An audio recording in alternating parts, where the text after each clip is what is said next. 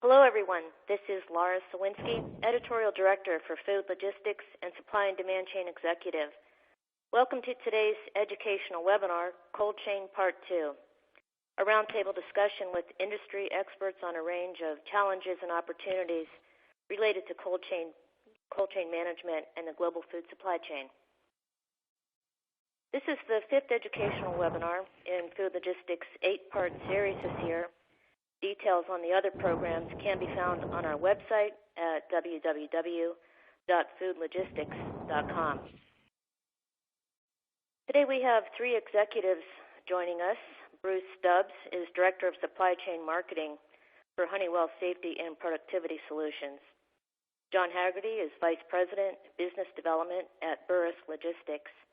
And Chris Kalinsky is Vice President, Food Safety and Pharmaceutical Solutions at Orbcom. We only have a few slides today, but if you need to refresh your viewer, just hit the F5 key.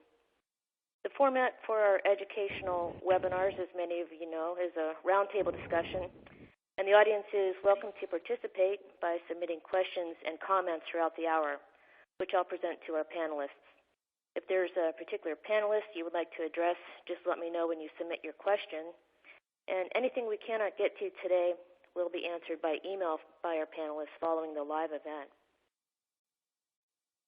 So in August, we conducted Cold Chain Part 1 with panelists from Americold, Swiss Log Logistics, and South Carolina Ports.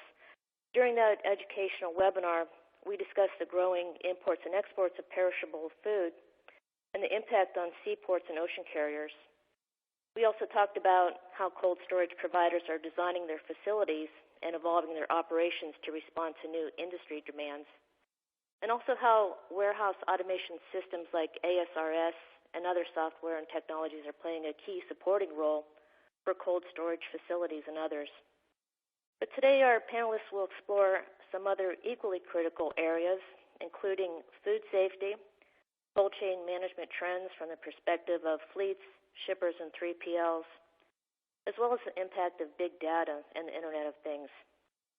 So we're going to try and set the stage here and gauge how prepared the industry really is in terms of food safety. Bruce, let's start with you. What are you seeing out there in the field? Well, that's a great question, Laura. From a compliance standpoint, we see that most grocery wholesalers and retailers are actually utilizing the traceability functionality that exists within their WMS systems, ERP systems, or whatever system of record they're using to track traceability information during the inbound process, certainly, and then maintaining the records of shipment destination during the outbound process. We also see the food producers complying at a higher level than previously. However, we see that the level of compliance in the grower community is still not at the levels I think that the industry needs to maintain compliance in a manner that provides for quicker and accurate resolution of product issues during recalls. While we see that the larger growers are typically the most compliant, we see that the smaller grower community, which is very vast, and that's where we see the highest levels of non-compliance reside. John, Chris, I'd like you to weigh in as well. Kind of tell me what you guys are seeing. Chris, maybe in terms of, as Bruce said, what aspects of the industry are maybe more compliant, more ready to address food safety, and which areas maybe are a little bit behind the curve. What are you seeing there, Chris? We are seeing a lot of the, like Bruce said, a lot of the smaller fleets are poking around and trying to get to the table, but they're not quite there yet. So we see a lot of demand spiking up in automated systems for providing temperature records and tracking temperature records. So all the bigger fleets are pretty well equipped. They have their processes under control, and now it's time for the smaller ones to follow suit. John, same thing with you. I'd like to kind of see what what you're seeing out there in the field, and likewise maybe move us into the food safety training part of how we address these concerns, these gaps. Okay, I would definitely agree with what Chris and Bruce had to say, and there are definitely some gaps. I think we're moving in the right direction, but I would also say that I think moving toward compliance, and compliance should not be the goal. There's a different level of excellence that I think is critical here. I'd like to say that food safety starts with leadership and setting expectations and really building a culture around food safety and excellence. All the tools are great, but if people don't really want to use them or don't care to use them or don't understand the importance of using them, you don't really have that culture. So this culture, from my perspective, must transcend FSMA and regulatory compliance. And being compliant, to me, is setting a low bar. So let's get beyond that. And how do we do that? I think we have to do a great job in training our people on the essential of processes and maintaining great processes and the systems they use and redundant systems. And let's call that the how. But we also have to teach the why. And to me, the why is the potential results of failing here are sick people and worse. And this is serious. Everyone needs to get that. Just look at Chipotle. This requires us not only to train process, but scenario-based training and actual practice for the abnormalities and practice drills and mock drills. When a recall takes place, and Bruce mentioned recalls, the process needs to be executed immediately. There's no time to reference the training manual and think about things. Our frontline workers, like drivers and warehousemen, need to be fully trained and fully engaged in these roles as cold chain stewards. If we do that, they reach a level of individual pride, and the team takes ownership, and the total organization has a commitment to zero tolerance, zero errors, and excellence in the supply chain. Clients hire companies like ours to do this, so they don't have to. And in this area, there's really no room for being good. You got to be great. Good isn't good enough. Bruce, I'd like for you to weigh in as well from a strategy point of view. As John mentioned, it's not just the how do we comply, but it's the why. And fostering a culture, as he said, that really is hyper-focused on food safety. Give us a clue as to how we can better, as John said, make that culture so that we really move things from just compliance to really it's embedded in what we do each day. Yeah, and John made some great points, and I certainly agree with him. And one of the things is certainly risk mitigation. There's the number one aspect of food safety is certainly consumer protection, right? To protect the consumers. But there, from a business standpoint, there's also brand protection that's involved. So there's a couple different avenues to look at there. And while certainly excellence is the goal, and John was very correct in saying that we want to raise the bar and not make it good, we want to make it great, to make the recall information immediate in nature to someone, and you can't do that through paper processes. So anyone that's capturing this in a paper fashion is not going to be able to produce the information in a timely fashion to head off what could be some of the consequences if there's an issue with food safety along their supply chain. So being able to do that in an electronic fashion and capture this information in that manner and host it in the systems of record so that if there's an issue that's happened, people can reach out and get that information immediately. Anywhere along the supply chain, whether that's the food producer, the distribution network that's sending that to food service or retail stores, whomever it may be, or the actual store themselves. So while that's the excellence we need to reach for, we also need to make sure that all people are at least to the compliant bar. So while we're pushing for excellence, we need to make sure that everybody is at least good, and then make the good great. I want to ask you guys. You mentioned conducting a mock recall, or for that matter, responding to an actual recall event. And I think that's obviously a big part of the training and being ready to comply and exceed the food safety regs that are currently in place. I actually just wanted to ask you both, and Chris, feel free to chime in as well, what you guys are seeing just on that front when it comes to training. Bruce, John, anything on that front? Laura, it's John.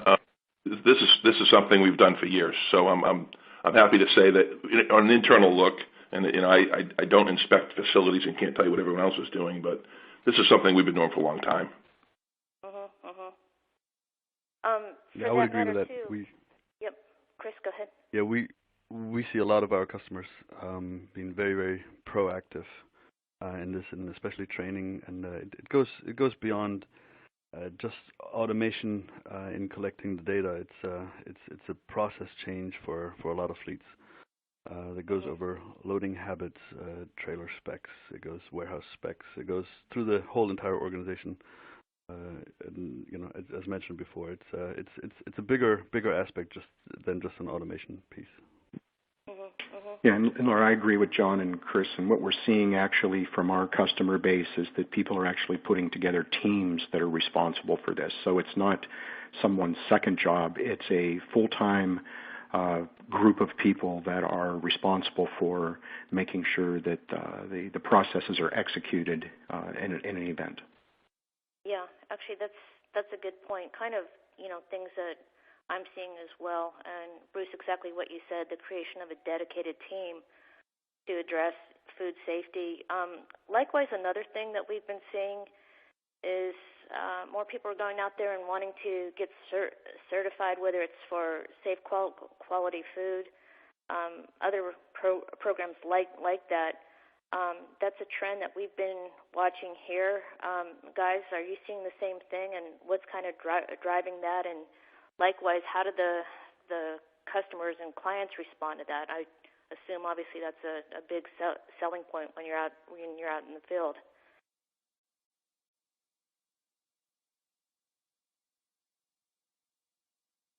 John, Bruce, Chris, anything on that? I'll agree with all of the above. Okay. No, we see. Yeah. We see certification services popping up everywhere, trying to essentially make the entire process smoother and seamless for especially medium to small size companies that don't necessarily have the resources to do to have people on staff or have teams on staff dedicated to this. So we see that a lot in smaller customers, where those services come in really handy. Yep. Yeah. John, I'm going to turn to you for this next topic. We're going to switch gears just a bit and kind of address the external factors related to food safety and why it's increasingly complex. I mean, obviously, there's a lot to complying with the Food Safety Act. I think that what makes it even more challenging currently is it's fair to say there are more perishable foods in the pipeline, not only in terms of imports and exports, certainly more at the local level, a lot of moving parts. You mentioned, as we were preparing for today, the proliferation of SKUs. Do you want to talk about that a bit? Yeah, sure. Thanks, Laura. And let's face it, I think the digitally empowered consumers are driving this, and everyone, the tail's wagging the dog, and everyone else is working very hard to keep up with their demands. SKU proliferation in short life and fresh categories really complicates the balance and the execution between on-shelf availability and waste. Certainly waste is going to go up if it's on the shelf the way that the consumer expects it to be on the shelf. And, omni-channel execution further complicates matters as well. I think traditional S&OP models have become less relevant. And gaining agility to serve quicker and a speed to market is more important. So we're seeing a shift to smaller, more frequent orders at distribution levels and a greater demand for split cases. It seems like the lines are being blurred between what's retail, what's food service, or both. hybrid opportunities, if you will. Some retailers that I'm aware of are converting all their supply chain cost metrics to a selling unit base as opposed to the traditional method of measuring cases or the case basis. And this makes sense to me, but I think this whole process of more products in more places is driving that selling unit counting. Finally, I recently spent some time learning about a company called Scantech. A gal that works for them named Jamie Forrest introduced me to their services and what they're doing. And they have a patented electronic cold pasteurization process and a technology which looks to be something that's going to be game-changing in terms of purifying foods and extending shelf life on fresh foods. I'm very curious as to where this thing goes. Yeah, I'm very familiar actually with Jamie and her work, and I agree. That's something we should all definitely keep our eye on this next year as they launch. I do want to talk, John, about kind of that challenge with the last mile or the last 50 feet, if you will, and you were the one that described it as the last 50 feet. Obviously, as you said, as we get to models that where we're going direct to the consumer, delivering groceries to the home, et cetera, there are more touches throughout that food supply chain, which, of course, not only more touches, but more moving from one environment to the next, which even adds more complexity to keeping the integrity of the cold chain intact. I'd like to spend a little more time just on that, if you guys will. John, if there's anything else you'd like to add on that last mile part, Bruce, Chris, you're welcome to chime in as well. Laura, this is John. I'll take it for the start if you want. So I asked the question, what really is the final mile? And I think for a long time we looked at the final mile as 53-foot trailers, delivering the docks of traditional retailers. And I looked at the last 50 feet as from that dock to the shelf. And at one point I thought that dock to the shelf was the high-risk area in the cold chain. And I think the risk areas today is shifting.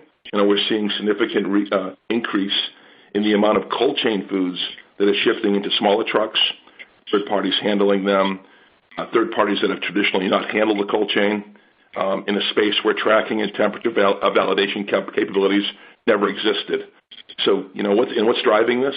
Again, I point to the consumer and some of the consumer's options, which include providers of home meal kits like Blue Apron, Everspoon, HelloFresh, and then the home delivery providers that maintain their own fleets like Fresh Direct, Peapod, Amazon Fresh, so on. And then there's the third-party execution companies that weren't necessarily fresh operating companies like FedEx and UPS, and then you've got Uber emerging as a potential solution provider. I do think many of these services are excellent, but I suspect there's some room for improvement on cold chain here. Yeah, I would agree with that. I think Chris, the last mile is switching. I think it's going more towards smaller trucks, and the challenge that we're going to face is really the change of ownership between when it comes off the truck when it gets to the delivery point, because that is extremely hard to control. It's hard enough to control on a 53-footer, and it becomes really complex to control on the smaller truck. Now we're talking about all sorts of added systems to the vehicle to see if we can keep some kind of temperature integrity on the truck.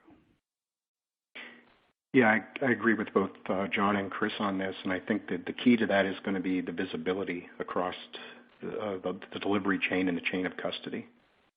How do we maintain the visibility of the condition of the food as well as the handoffs?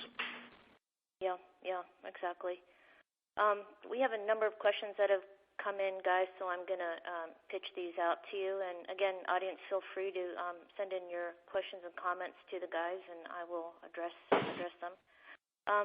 John, I'm going to pitch this first one to you. The question is, are customers building the infrastructure for food safety and regulatory requirements or forming partnerships?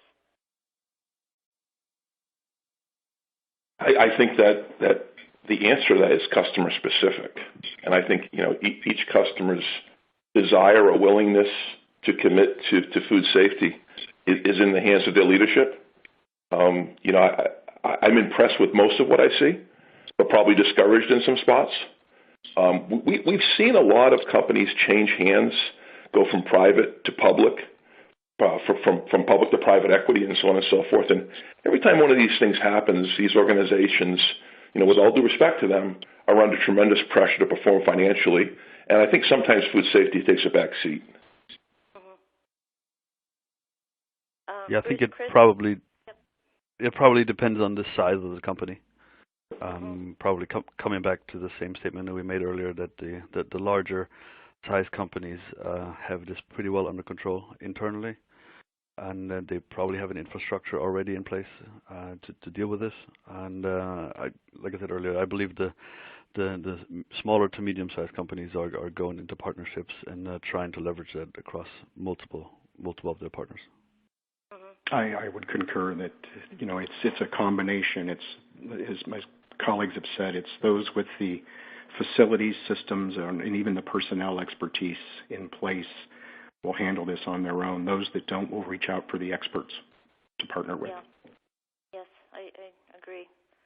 Let me pitch this one to you guys. Kind of a hard one to to answer, but I do want to ask it. What is the cost of the last mile? Making sure that you're compliant, but I know that's hard to answer, almost impossible to answer. But what maybe are the hidden costs, or what is it that maybe folks aren't factoring into what all goes into? We look at total landed cost, but what is that total cost, or what variables are in that last piece? Anyone want to take a stab at that? Laura, John Haggerty. The one factor that can drive down that cost is population density and utilization. I think you can run a very effective small truck fleet to deliver homes, and I think it's no doubt that Amazon's strategy is to attack major media markets in densely populated areas, but there's no way they want to realistically execute rural America that way. So for the self-operated fleet, they look to dense population, and I think that trend is going to continue, and that's where it can be effective. But it's really not cost effective to deliver homes in rural America. Right.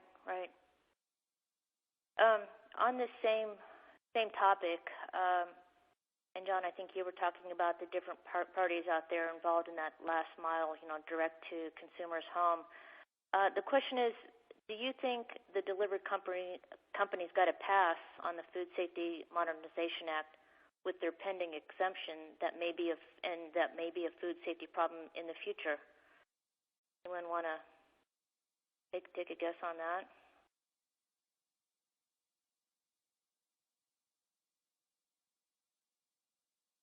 Okay, let me move on to this next question. I know that's a hard one, guys. I kind of stumped the panel there. That's a hard one to answer correct politically. Yeah. Exactly. Yeah, I think that, Laura, I think once gaps are identified, then, when you first put out legislation or you first put out some type of compliance or regulatory rules and regulations, it's very hard to capture all the aspects. And when actually, if you think about the growth of e-commerce and the last mile delivery, that has grown exponentially since the original conception of FSMA. So I think that it's a moving target, but it's also a living document that will continue to grow as gaps are identified. Right. All right. I agree, Bruce. I think we're going to, as more parties become involved in that last mile, I think we're going to have a reworking of the sanitary transport part of that reg. So I agree with that. Yeah, there's no question. I mean, if you look at this, what happened in Europe, the last mile delivery especially is so vastly different in Europe than it is here, with all sorts of technology and all sorts of processes in place to try to monitor this and to get this under control, especially from the data integrity. So I think you're going to see a huge involvement over the next 5 years. Bruce, I'm going to address this next question to you, see if you could shed some light on this. The speaker mentioned the shift of the last mile to smaller trucks and specialized delivery companies. Would a Bluetooth technology that allows for wireless collection of temperature data that can be easily shared offer an advantageous solution? Yeah, there's a number of different technologies that can be deployed to do that. Each instance, though, you have to look at separately. You have to look at what's trying to be accomplished by the delivery company, who they're receiving the goods from, and what type of data they're getting at that point of taking chain of custody.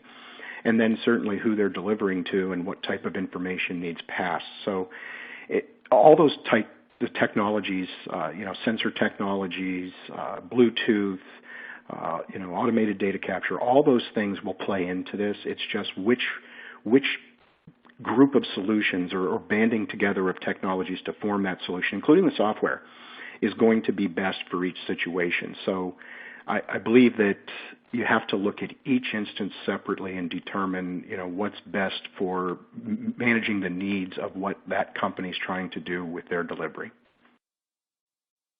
Yeah, I would agree. If I can chime in, I think it's going to go towards a very transactional model, and instead of a general overall monitoring model, it's going to go into a transactional model that is geared towards delivering on the last mile and providing the appropriate records and documentation from the supply chain to the receiver at the last mile. And that's already well advanced, and there are solutions for that that are available. I know we have a couple other questions regarding to interpretation of specific aspects of the Food Safety Act. I'm going to pass those up for the meantime so that we can move on to the next part of the webinar. But I will, again, anything that we don't get to during the live event, the guys will address via mail after we conclude today. But Chris, let me stay with you as we kind of move into this next area. Lead us into discussion of how the equipment manufacturers are addressing food safety and cold chain. I believe. Thank you very much. I believe that the large trailer manufacturer and body manufacturer for straight trucks and vans are looking very strongly into what happened in Europe and how the trailer specs changed in Europe, especially from the insulation value, from the door seals, from the chute systems, from multi-compartment, multi-temp, multi-door. So there's a lot of things coming that are going to make it easier to keep the correct temperature in the trailer. So because as soon as you start monitoring temperatures, you will see that the temperature might not be as you expect it to be. So you're going to need the help of the equipment from the trailer itself to get the temperature under control and get the air circulation under control and manage the temperature flow in the trailer. And the trailer manufacturers are very well aware of this, and they've started to include a lot of ideas from other places that are a little bit more advanced in order to provide that solution here. Yeah, Chris, when we were speaking prior to today's event, you mentioned regarding the changing trailer specs, kind of like what happened in Europe more specifically and how that's affecting the market here. Can you expand on that just a bit? Sure. The one big change that I think we all saw in the trailer spec change is the introduction of chute systems in order to manage the airflow better. So if you look at a typical trailer from here, 10 years ago, there were typically no chutes in it, open bulkheads, mainly the trailer was designed around hauling the cargo and increasing the capacity of the cargo itself. If you look at a typical trailer now, you'll see that the insulation values are better, the door seals are better, the floors are better.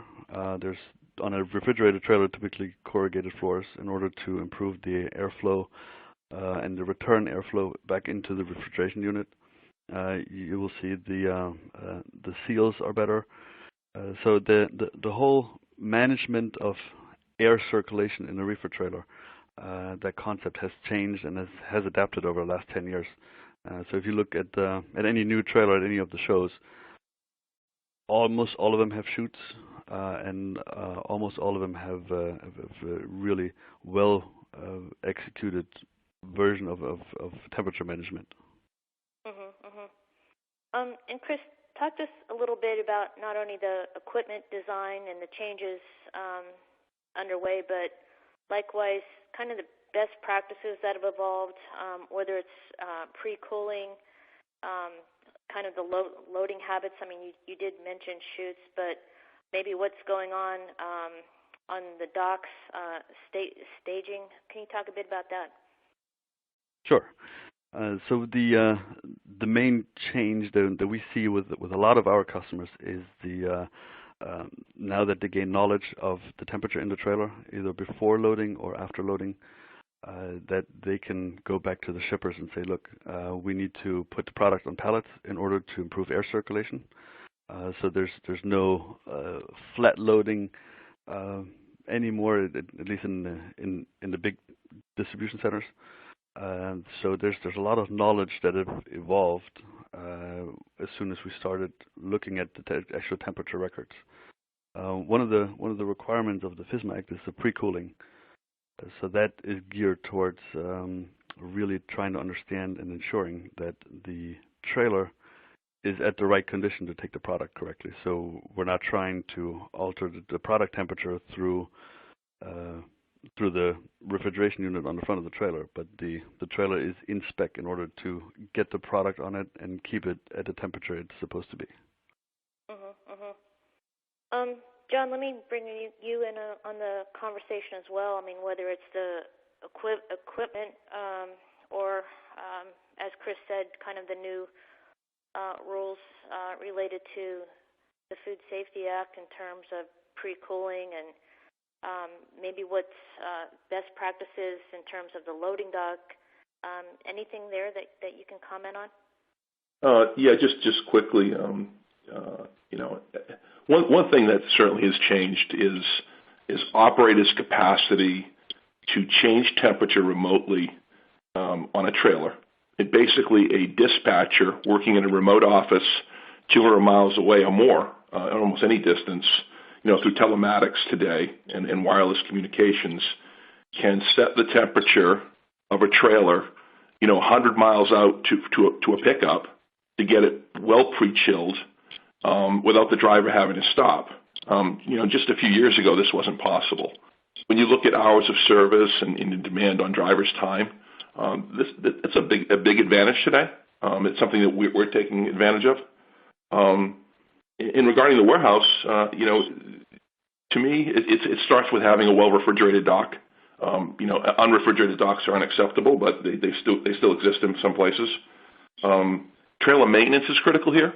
There's a lot of stretch wrap used that can come off a pallet and get caught up into a reefer unit, and if you don't maintain that, you're going to strangle the unit and kill circulation. Chris had mentioned circulation. Certainly, many of the things he mentioned about the new trailers, we're seeing that. I think it's also, important to have, proper load diagrams and processes that, are inclusive of circulation best practices as well. One other thing, Laura, is I'm curious to see where nitrogen and CO2 go in terms of, driving, refrigeration units on trucks. Right, exactly. Similar to controlled atmosphere and the marine terminals, certainly a lot of advancements there. Guys, I'm going to take a couple questions, and I'm just going to toss them out there. Anyone who wants to address it, feel free. Kind of two things I'm going to fold into one. This is on the technology side, so Bruce, if you want to maybe take a stab at it. The first question, so how will they deploy technology to ensure that certain shipment requirements, such as temperature and humidity, are being met to ensure Food Safety Act standards? Well, I think that both John and Chris covered extensively the types of technology that's changing within facilities, as well as the transportation aspects that are making this certainly a better environment for transporting cold and chilled product and so forth. But I think that one of the things that can help with that is sensor technologies to while we can control things with telematics from a distance, it would be great to know in real time if something went outside its parameters. So using sensors to monitor to make sure that the settings that we've created or the settings that we've put on to a load stay within those parameters would also be giving us some real-time visibility into that load as it's live and moving, to be able to determine anything that goes outside there, and then certainly have that actionable insight to make a real-time adjustment if need be. Bruce, let me stay with you for this next question as well. The question is, what is the opinion on the use of disposable devices to monitor temperature in real time? I think the view, it's really a cost. So if there's certainly devices now that exist that are returnable type devices that are doing a very good job of monitoring the aspects that they need to be monitored. But sometimes that puts the onus on the receiver of the product to collect those devices, ship them back to be reused, and so forth. And I think the goal is to make the process as easy as possible while still letting people be compliant. And to move to some type of disposable device is certainly, I think, a goal of the industry.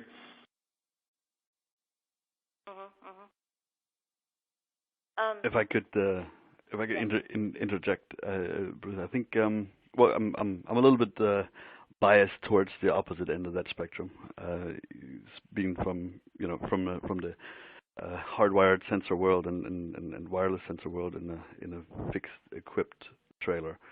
So from our point of view, the big argument is that it's challenging with a disposable temperature logger device is you would have to know the location of the sensor where it is in order to interpret the data correctly. So if you can ensure that the sensor is always on the last pallet on the top, then that data that you get out of it becomes valuable. If you can't control that aspect of it, the data becomes a point of contention if it goes wrong, because you can argue that away that the temperature has been recorded in an undefined space. So that's one challenge, and the other challenge is if you don't have automation in the process in order to collect the data, your data retention rate is not as high as you probably want it to be. So if you want to have an excellence process in order to provide temperature records essentially 100% of the time, I'm not entirely certain those type of loggers are the way to go. And Chris, I want to stay with you on this topic because one of the things that you had wanted to address today was how do fleets comply with data recording and retention, and what are the considerations for perhaps outsourcing? You want to talk a bit about that? Sure. That essentially comes back to the same topic that we discussed earlier, the size of the fleet. So the whole outsourcing concept and using monitoring services that are widely available in order to look at the data all the time that's streaming back from the assets and interpreting it and potentially being proactive about it when there's a temperature excursion. That becomes a customer size. Can you afford to have permanent staff on hand to do this in-house, like the FSMA employees that we talked about earlier, or is that something that needs to be outsourced in order to be more cost-effective? So that we see a lot of big big push into what do I do with the data now that I have our fleet deployed? Who's going to manage it, and who's going to actually look at this every day and every load and every shipment? So as this gets scaled up through fleets, there's a lot of data that comes back, and someone has to look at this and make sense of it. Chris, let me address this next question to you. It reads, will the retrofitting of the current van fleets be a wave of the future? For instance, there are companies out there that provide these services, and is this a viable way to extend the life of current fleets? I'm not sure exactly what type of retrofitting the person is referring to, but can you address that, Chris? Sure. Retrofitting is certainly an option because you can't buy all new fleet overnight. That's typically not what happens. So everybody has equipment in the fleet and has been running equipment, and every equipment needs to drive its revenue in order to make sense of everything. So retrofitting is certainly an option if you do it right. So you have to have the right equipment. You should have the sensors placed throughout the fleet on every asset in the same position, so the data coming back from the assets makes sense. Extending life of the current fleet, certainly, but at some point you will see that there's a crossover point when the asset is between 5 and 7 years old, of that it becomes a temperature integrity problem at the asset itself. So the insulation degrades in the trailer walls, and the pre-cooling is going to take longer, and it just becomes uneconomical to run the equipment because the maintenance and the fuel cost is so high in order to get to the temperature integrity that you need. So it's certainly a way to measure what your fleet status is and how to address it, and it's probably going to allow you to make some proactive decisions on exchanging the fleets as they become older. Great, thank you for that, Chris. Let me take another question here. Guys, it may be, again, kind of a little bit of a stretch, but it's a good question. Is there security currently available to prevent hacking the temperature settings for refrigeration units? Laura, John Haggerty, this may not sound politically correct, but maybe we should ask the Russians. Okay. Well, I can take that. Thanks, John. Yeah, no, there's encryption in all the standard bigger solutions out there that manage the communication from the web server to the reefer asset and back. So there's a lot of security around it. All of the web solutions are encrypted and password protected. So it's not. I mean, everybody can hack the CIA or the bigger credit card companies. So I don't want to say it's entirely secure, but there's absolutely ways that all of the providers have tried to counteract that. Yeah, I would agree with Chris and John that, Laura, nothing is unhackable. I mean, we can't make that statement, but I think there's processes in place and safeguards in place, and certainly security and safety are top of mind to all the people that are managing and creating these systems, and that's an ongoing process. That's not something that is put in place and then not monitored on a continuous basis. Thank you for that, Bruce. Next question, guys. The question is, we've had several issues this year where the customer requires the actual reefer unit data to be downloaded, to show that data. Do we think we'll ever get to the point where the customer and or receivers will accept the data from remote monitoring? Any thoughts on that, guys? Yeah, I think absolutely. The data from the reefer and the sensors is converging. Um, Almost all the solutions, like we talked about earlier, have a connection to the microprocessor or to the reefer and stream that data back. So essentially, a download from the website for that asset is the same information as the download from the reefer itself. So in this case, you probably want to go back to the customer and show them both of the data that's available, one from the remote monitoring software and one from the reefer download itself, and show them that it's the same thing. They're adding up, they're lining up, and so in the future you can provide the remote data much quicker than pulling the reefer into some shop and downloading the reefer. Next question, guys. Let me pitch this to you as well. At what point do you see disinfection application systems coming into play at both the warehouse and transport levels? Any thoughts on that, guys? I'm not sure I understand the question, Laura. Yeah, it's kind of maybe a more niche kind of question. At what point do you see disinfection application systems coming into play at both the warehouse and transport levels? I'm not sure whether that's a specific system that the questioner is referring to, or just the best. Yeah, go ahead, Bruce or Chris. I think it's related to the trailer disinfection and the sanitary aspect of the FSMA Act. So we currently have already washout requirements and disinfection requirements in the trailer level.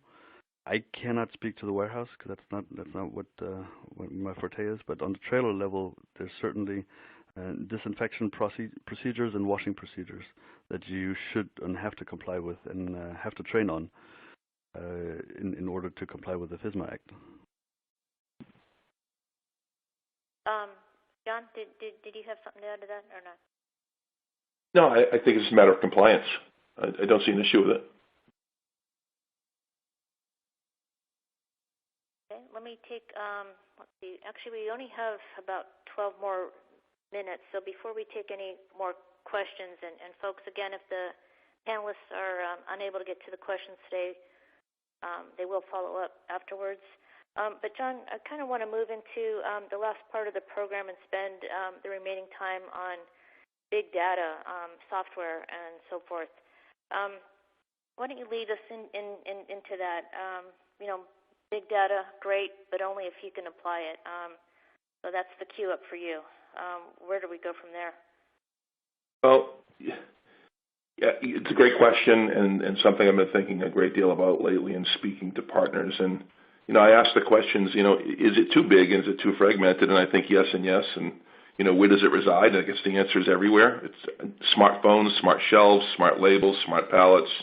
Trucks are smart. The warehouses are smart. They all contain data. But, is it accessible, visible, and actionable? And I think not necessarily enough, or not nearly enough. And how do we get beyond that? And why is it not accessible? And I think data security is a big piece of that. We spoke about data security. And certainly privacy. Now, who owns the data, and why might they not want to share it? Certainly a retailer's data is a retailer's data. He doesn't want his competitors getting their hands on it. So there can be collaboration amongst partners with restriction. How do we get there? How do we develop systems that harness this data, make it visible, relevant, insightful, and actionable, and do it all quickly? That's something that as a company we're working on. Our IT team is developing a supply chain portal that we're going to utilize with our clients to harness data from multiple sources and get it into one consolidated web-based place. And the goal here is to shift from,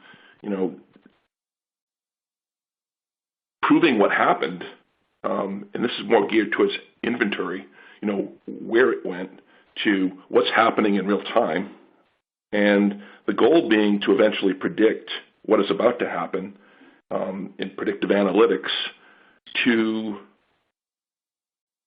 help our clients and help the entire industry deal with much of these omni-channel issues and on-shelf availability issues with these multiple SKUs that we talked about earlier. So, it's a balancing act between security and collaboration. And, this whole predictive piece, I think it's sort of like predicting the weather. We must have reasonable expectations. We can look at it and plan accordingly. But like predicting the weather, I don't think this is ever going to be perfect. But that's what we're trying to get to, is accessing it, harnessing it, and utilizing it. Bruce, let me bring you back into the conversation. Big data, smart containers, predicting the role of IoT and the interplay between obviously big data and IoT. What are you seeing in this space? Yeah, and I want to say I concur with a lot of what John said. Certainly there's data security concerns and privacy concerns. You have the same suppliers supplying multiple end users from their aspect, like retailers and wholesalers and so forth. And one of the things that they're talking about is actually using blockchain type technology, the same that was used with Bitcoin, to be able to allow people to see their data but block the data that may exist in that portal to others' data and stuff. So they're experimenting with a lot of different things, but we really do see that from an IoT standpoint, with all the data that exists, it has the potential to really change how the food industry tackles problems like safety, e-commerce, even waste management. And more importantly, I think it can, if used correctly, help ensure higher levels of not just food safety and traceability, but the accountability from the point of harvest to point of sale. So expecting it to impact manufacturing processes through improved production quality, inventory management techniques, and being deployed. So real-time data on criteria, not just in that, but such as weather, soil quality, air quality, crop maturity, things like equipment and labor cost and availability in the production process. So a lot of these, predictive analytics could be used to enable smarter decisions. So I think that using it in the right way and managing the scale can help obtain the visibility needed. And in the future, being able to monitor those things that we've talked about in this process today of temperature, humidity, maybe even real-time inventory tracking with smart bins, as you mentioned, or predictive maintenance and inspection requirements. So being able to use that to increase the levels of consumer safety and brand protection across the cold chain in an effective manner, that really the goal at the end of the day is to reduce recalls and recall resolution timeframes and make things in a more immediate process. Bruce, I want to stay with you for this next question. You mentioned the opportunities, to track from harvest to sale, and big data obviously, provides that for us. But the question is, Bruce, how can temperature data correlate to product condition? Data by itself is meaningless. And I'm pitching this question to you because, you mentioned at the start of the hour here that if there is a weaker link, if you will, right now, it's at maybe the farm level, the growers. Anything you can add to this? I think the answer to that is to be able to see the data in real time. So if you have temperature or humidity data collection equipment and you're still taking a snapshot in time at the end destination, you can see that something may have occurred along the way, but that doesn't give you time or a chance to react to it. Taking that data as it happens and pushing it out into, let's just say, for instance, a cloud-based system that allows people to subscribe to it. So it's a conduit of information, and whether that's the supplier or the buying merchandising team at a retailer or at the DC level, so that you're subscribing to that information so that you see an event or an alert, so to speak. So it's either an event or a non-event happen in real time. That allows you then to make a proactive decision. You can't change the event. what happens to it, so to speak. But if you have visibility to it in real time before you take that end of trip snapshot, then at least you can make a decision that there may be something that happened to this product that could affect the shelf life, and so on, so that we would be able to then look at it in real time and let someone make a decision based on real time data. Great, thank you for that, Bruce. Guys, we only have a few more minutes left. I know there's a couple questions out there that are pending, but I kind of wanted to go around the horn and give each of you a second here to just share some final thoughts, anything we didn't get to on our list or anything that came in or anything, again, you just want to leave as a final thought. Chris, I'm going to start with you. All right, thanks. No, I think this is a big topic for everybody, and this is going to have a huge impact through a multitude of industries, from not only transportation but warehousing, manufacturing, distribution, retail, the whole slew, and it's all going to come down to how well the data is managed and how well the individual organizations are adapting to it. So we've seen this going on in Europe for a long time, and we've seen a lot of changes in the entire supply chain, in the entire industry. And there's people that come out ahead because they adapted early. They were very proactive, and there are people that didn't make it so well because they were procrastinating. So I think this is gonna be a topic that procrastination is not gonna be allowed, and it's gonna cause a huge amount of problems. So I think this is going to be very, very well perceived for the proactive guys, and the industry is going to need this. Great. Thank you, Chris, for that. Bruce, any final thoughts? Anything that we didn't get to today? I think we covered a lot of ground today, and one of the things that I would like to put out there is that what we're doing from a food traceability and safety standpoint with cold chain. Also, there's things that are applied from a drugs safety, so Drug Supply Chain Security Act that's in place and so forth. So a lot of the things that we're doing in one side can be parallel to the other, and we should learn from each other on those. Great, thank you, Bruce. John, I'll give you the final word as we reach the top of the hour. Well, I'll try to make it a positive word. I think the industry's in a good place. I think we're shifting from data validation to temperature validation, from loggers and recorders on up into real-time visibility. The technology's there. It may not be fully deployed across our entire fleets, but we're working to get there. Sensors and devices are becoming less expensive and more agnostic and interchangeable, if you will. The devices to collect the data are becoming more readily available, including many mobile devices. And there's new networks in development. I'll pitch the LoRa Alliance and the LoRa Network and their technology, which is a low-power, wide-area network in development, probably 3 years away. I think it's worth looking at and monitoring. But we're really going in the right direction. It may not be perfect, but it's a far cry from where it was 5 to 6 years ago.